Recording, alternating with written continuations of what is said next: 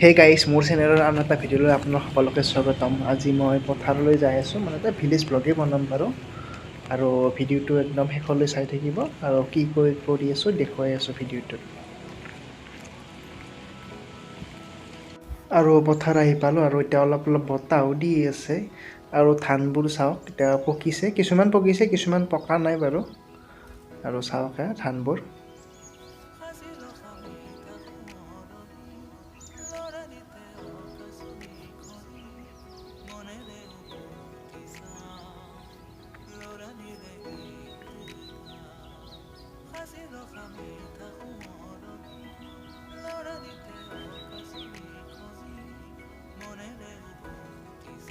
আৰু ভিউটো চা, ধুনীয়া লগা আছে, একেবাৰে সোণালী লগা হৈছে।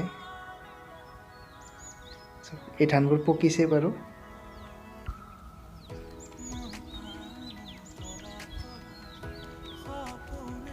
আৰু এয়া বাবু এজনে ধান কাটিছে আৰু ধানখিনি কাটি লৈ যাব, মানে এইটোক লখিমীক আদৰা বুলি কয়। তো লখিমী আদৰি লৈ যাব ঘৰলৈ, দেখুৱাই আছোঁ বাৰু মই। লৈ গ'ল, মই পিছে যাওঁ বাৰু। আৰু এনেকৈ সেৱা কৰি এই ধান কাটি অনা ধানখিনি ভঁৰালৰ ওপৰত থৈ দিব বান্ধি।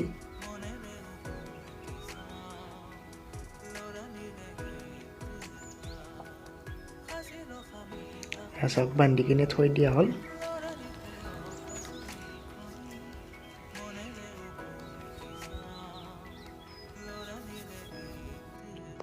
আৰু পথাৰৰ পৰা আহিলোঁ, আৰু পথাৰৰ পৰা দেখিলোঁ ঘৰত কলপাতত দিয়া পিঠা বনাই আছে।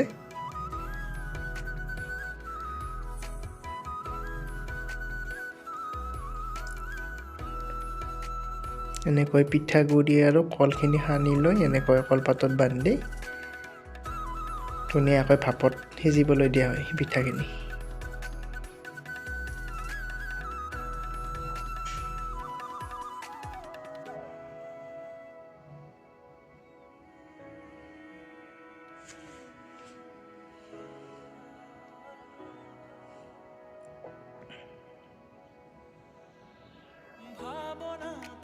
আৰু পিঠা বনোৱা হৈ গ'ল ফাইনেলি।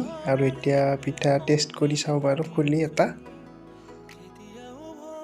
এয়া পিঠাখিনি খাই লওঁ বাৰু এতিয়া।